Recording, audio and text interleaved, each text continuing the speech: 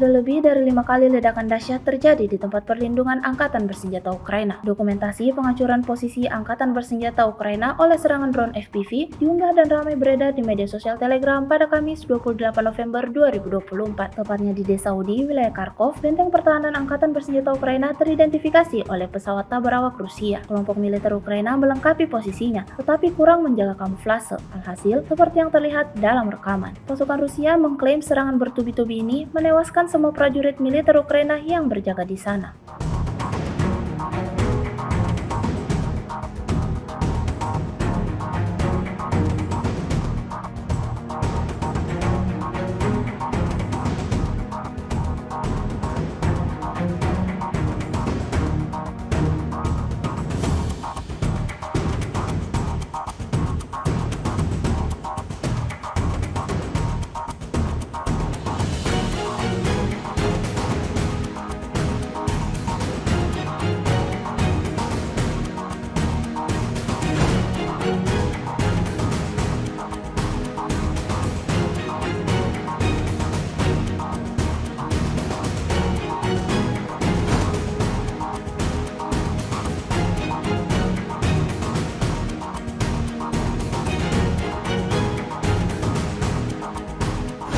Download Tribun X sekarang, menghadirkan lokal menjadi Indonesia.